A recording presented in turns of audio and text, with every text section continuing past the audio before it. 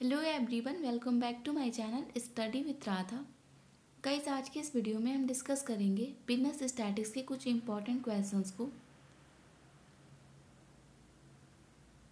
First question है हमारा, the measurement of dispersion can never be. Dispersion यानी कि फैलाव के जो मेजरमेंट आते हैं वो कभी भी निगेटिव में नहीं आते हैं। ठीक है, तो ऑप्शन सी हमारा करेक्ट हो जाएगा। डिस्पर्सन के जो मेजर होते हैं वो निगेटिव में नहीं आते हैं। ठीक है, तो ऑप्शन सी करेक्ट हो जाएगा। नेक्स्ट क्वेश्चन है हमारा, the scatter in series of value about the average is called. औसत के बारे में मूल्यों की एक श्रृंखला में बिखराव कहा जाता है, तो उसको हम डिस्पर्सन कहते हैं। ठीक है, ऑप्शन बी करेक्ट हो जाएगा, डिस्पर्सन।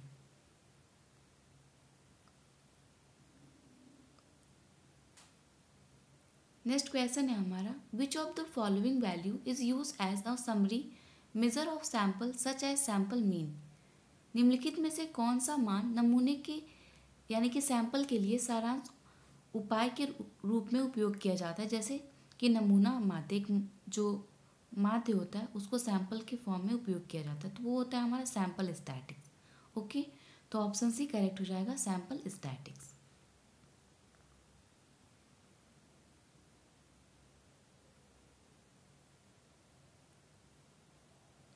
नेक्स्ट क्वेश्चन है, विच of the following is a branch of statics. निम्न में से कौन सा सांख्यिकी की एक शाखा है। तो इसमें सांख्यिकी की शाखा जो है वो डिस्क्रिप्टिव स्टडी भी है और इन्फ्लुएंशियल स्टैटिक्स भी है। ठीक है, तो ऑप्शन डी हमारा करेक्ट हो जाएगा, both A and B, descriptive statics and influential statics, ये दोनों ही स्टैटिक्स के ही ब्रांच हैं। ओके, नेक्स्ट क्वेश्चन है हमारा, which of the following can also be represented as simple statics. निम्नलिखित में से किस नमूना आंकड़ों के रूप में दर्शाया जाता है। तो जो रोमन लेटर्स होते हैं इसमें हम नमूने के आंकड़ों को दर्शाते हैं, यानी कि जो भी स्टैटिक सैंपल होते हैं उसको हम रोमन लेटर्स में दिखाते हैं। ठीक है, तो ऑप्शन बी हमारा करेक्ट होगा, रोमन लेटर्स। नेक्स्ट क्वेश्चन है हमारा, what are the variable whose calculated is done according to weight height and length is known as. वे चर क्या होते हैं जिनकी गणना भार, ऊंचाई तथा लंबाई के अनुसार की जाती है, वे कहलाते हैं, तो उसको हम कंटिन्यूस वेरिएबल कहते हैं। तो यहाँ पे ऑप्शन सी हमारा करेक्ट हो जाएगा, कंटिन्यूस वेरिएबल। जिनका मेजरमेंट वेट, हाइट और लेंथ के अकॉर्डिंग किया जाता है उसको हम कंटिन्यूस वेरिएबल के नाम से जानते हैं। ठीक है,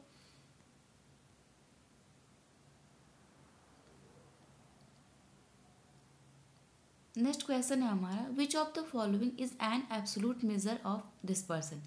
निम्न में से कौन सा फैलाव का एक पूर्ण माप है। तो इसमें स्टैंडर्ड डेविएशन जो होता है वो डिस्पर्सन का सबसे अच्छा मेजर होता है, सबसे अच्छा मेजरमेंट होता है। तो यहाँ पे ऑप्शन सी हमारा करेक्ट हो जाएगा, स्टैंडर्ड डेविएशन। नेक्स्ट क्वेश्चन है हमारा, mean deviation computed from a set of data is always.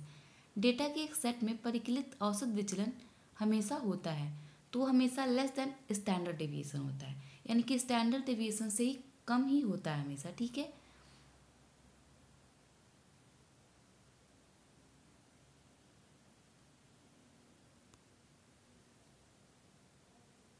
Next question है हमारा, which measure of dispersion has a different unit other than the unit of measurement of value. परिप्रेक्षण के किन मापों में नामों के मापन की इकाई के अलावा अन्य इकाई होती है, तो वो वेरिएंस में होती है। इसमें मेजरमेंट के अदर यूनिट के अकॉर्डिंग कुछ यूनिट्स भी होते हैं। ठीक है, तो वो होता है हमारा वेरिएंस, तो ऑप्शन सी हमारा करेक्ट हो जाएगा, वेरिएंस।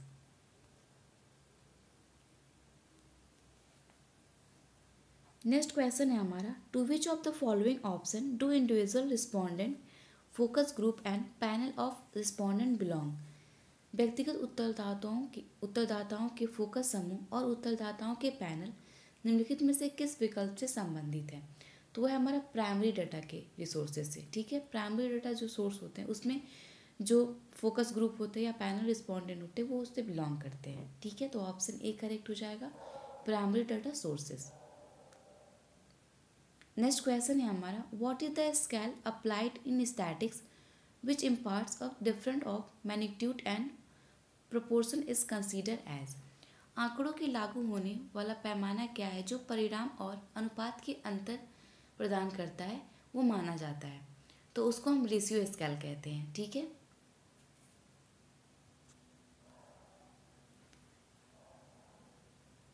नेक्स्ट क्वेश्चन है हमारा, specialised process such as graphic and numerical method are utilise in which of the following. निम्नलिखित में से किसके विशिष्ट प्रक्रिया जैसे ग्राफिकल और न्यूमेरिकल विधियों का प्रयोग किया जाता है, वो है। तो वह हमारा डिस्क्रिप्टिव स्टैटिक्स। इसमें ग्राफिकल प्रेजेंटेशन और न्यूमेरिकल मेथड का यूज किया जाता है। नेक्स्ट क्वेश्चन है हमारा, probability sampling and random sampling are. Probability sampling और रैंडम सैम्पलिंग होते हैं, तो वो एक दूसरे के सिनोनिम्स होते हैं। ठीक है।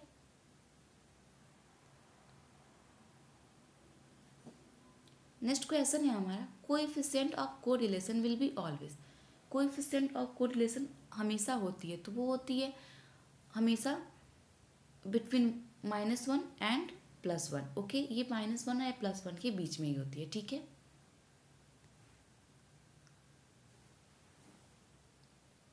नेक्स्ट क्वेश्चन है हमारा, index number for base year is always consider as. Base year के लिए इंडेक्स नंबर जो होता है वो हमेशा कंसीडर किया जाता है, तो हमेशा 100 में कंसीडर किया जाता है। ओके, तो ऑप्शन ए करेक्ट हो जाएगा 100। नेक्स्ट क्वेश्चन है हमारा, a period for which index number is determined is called as. एक अवधि जिसके लिए सूचकांक संख्या निर्धारित की जाती है वो कहलाती है, तो हमारा करंट पीरियड कहलाता है। ठीक है। जिसके लिए कोई सूचकांक संख्या निर्धारित की जाती है वो पीरियड जो होता है उसको हम कहते हैं करंट पीरियड। नेक्स्ट क्वेश्चन है हमारा, index number calculated by features formula is ideal because is satisfy. तो वो सर्कुलर टेस्ट से भी सेटिस्फाई करता है, फैक्टर रिवर्सल टेस्ट से भी, और इसमें जो भी दोनों दिए हुए सारे को वो सेटिस्फाई करता है। तो ऑप्शन डी हमारा करेक्ट हो जाएगा, ऑल ऑफ द एबव। ये सारे को ही सेटिस्फाई करता है।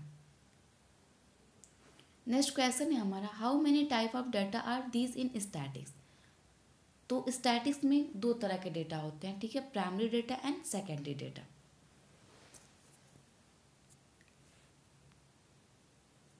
यहाँ पे हम 2 डेटा और भी देख सकते हैं, qualitative data and quantitative data.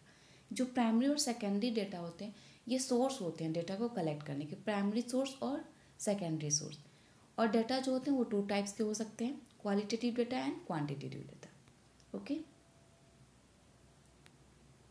Next question है हमारा, is data that is collected by the researcher from the first hand sources. वो डाटा जो रिसर्चर के द्वारा फर्स्ट हैंड यानी कि प्रथम सोर्स से कलेक्ट किया जाता है उसको हम कहते हैं, तो उसको हम प्राइमरी डाटा कहते हैं। प्राइमरी डाटा वो डाटा होता है जो कि फर्स्ट हैंड रिसोर्सेज से उसको कलेक्ट किया जाता है। ओके। तो आई होप आपको ये सारे क्वेश्चन समझ में आए हों। मिलते हैं नेक्स्ट वीडियो में कुछ और इम्पोर्टेंट क्वेश्चंस के साथ। Thank you, have a good day.